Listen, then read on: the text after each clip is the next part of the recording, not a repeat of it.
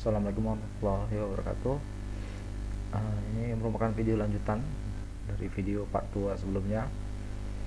Sampai kita di poin 2.5, rekapitulasi pembebanan. Setelah melakukan analisis pembebanan yang bekerja pada struktur jembatan di atas, maka dapat disimpulkan hasil rekapitulasi pembebanan yang nantinya akan digunakan dalam menganalisis pembebanan ke dalam software SAP 2000. Berikut adalah hasil analisis rekapitulasinya, yang berupa berat sendiri, bebannya sekian, beban mati tambahan sekian. Beban mati tambahan itu terdiri dari beban pipa handrail, beban grating. Ini sudah didetailkan di rekapitulasi. Beban berjalan kaki, beban angin, dan beban gempa.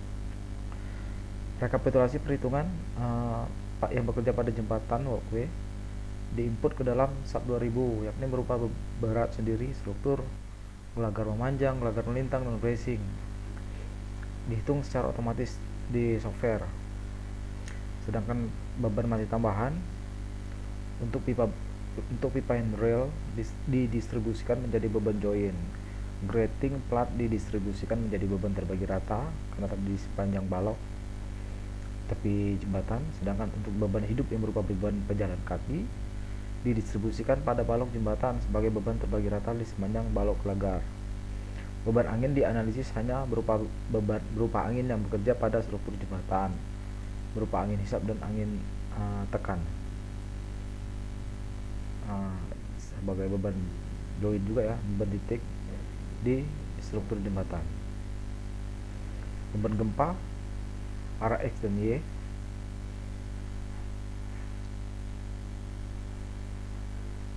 Tabel berikut merupakan representasi pembebanan sesuai dengan elemen yang ditinjau yang akan nantinya dimasukkan ke dalam beban software SAP 2000. Di sini ada rekapitulasinya, railing. Di sini ada beban-beban yang dimodelkan nanti di software SAP 2000 ya. Di sini saya tidak mendetailkan cara memasukkan karena nanti akan lama, dan jika nanti saya rasa perlu untuk didetailkan lebih lanjut, mungkin ada suatu saat nanti ada video khusus untuk membuatnya. Kemudian setelah kita analisis beban dan kita input ke dalam software, kita jangan lupa kita masukkan kombinasi bebannya. Kombinasi beban juga kan mengikuti acuan SNI 1725 2016. Itu ada beban kuat 1, kuat 2 sampai kuat 5, ekstrim 1, ada ekstrim 2, layan 1, layan 2, layan 3, layan 4 ya. Di sini bisa dilihat pada tabel SNI tersebut ya, yang terkait. Di sini untuk beban kombinasi yang dirasa udah mencukupi seperti ini, beban kuat 1 kan, kuat 2 sama ini yang di jadi tidak perlu diinput lagi yang dianggap kondisi paling maksimum lah. Kuat 1, kuat 5, ekstrim 1, ekstrim 2 ya, ekstrim 1, tapi kombinasinya yang 4 karena beban gempa kan satu arah X dan 0,3 atau 30% beban arah Y ya. Karena kalau dibalik jadi ekstrim 1 juga gitu. Kemudian kita input, jangan lupa kita input kita ganti kombinasi beban di software SAP 2000. Ini sudah screenshotan hasil kombinasi. Kemudian hasil analisis gaya-gaya batang. Setelah dianalisis, kita dapat mengetahui gaya dalam, maksimum, momen, dan geser di profil WF batang yang kita modelkan gitu. Kalau di sini kan profil dari struktur jembatan itu kan dianggap sebagai batang lentur gitu, balok lentur. Yang kita ambil tentunya gaya momen maksimum dan geser maksimum. Itu kita ambil dari yang paling besar tuh di sini kuat 1 atau kombinasi 1. Ada gaya aksial di profil WF2. Itu ada profil melintang kan dianggap yang diambil itu gaya aksial.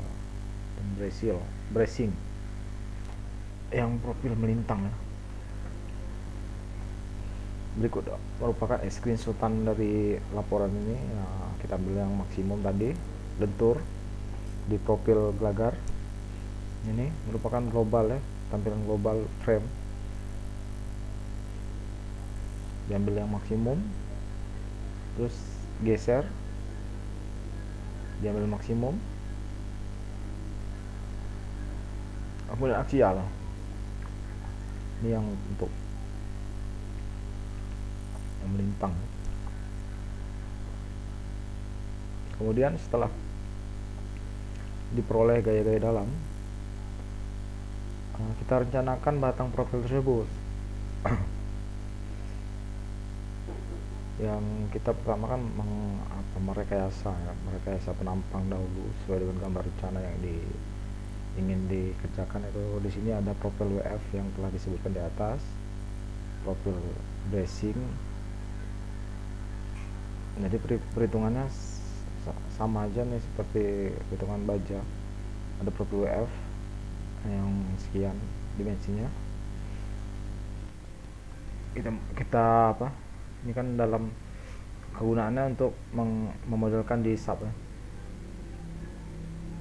Ini gaya dalam internal, di sini ada momen. Ini kita ambil dari apa output dari sub tadi, gaya dalam MU dan PU. Kita ambil momen maksimum dan geser maksimum.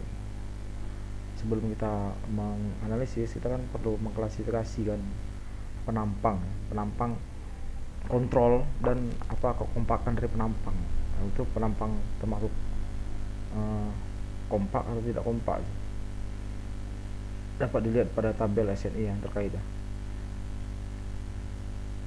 Di sini setelah dihitung, maka profil sayap tergolong kompak.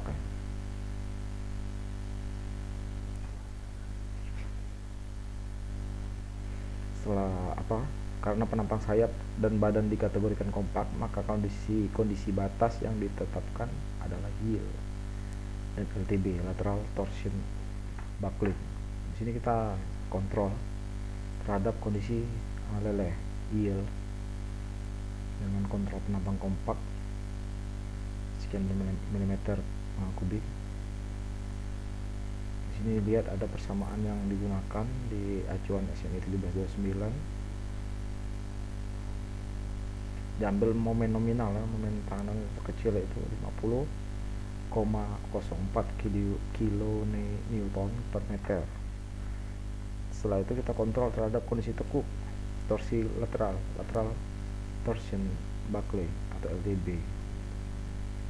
Seperti biasa kita kontrol, kita input persamaan ini yang di SNI ini ada persamaan F26 di SNI dapat dilihat.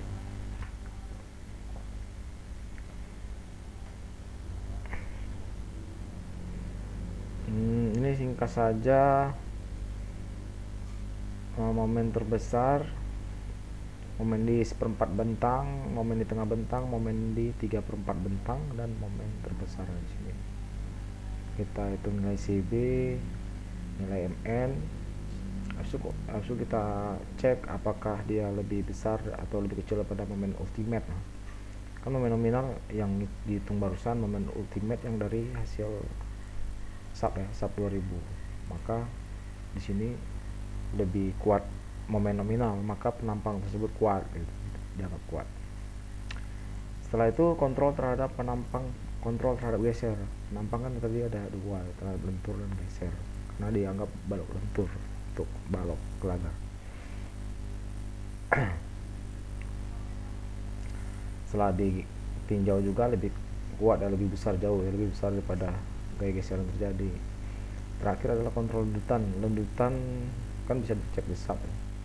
Maksimum lendutan yang keluar sini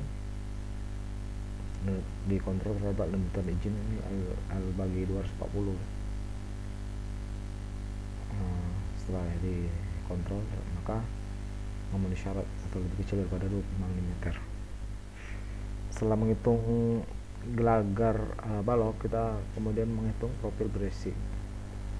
Benar, profil bracing ini bisa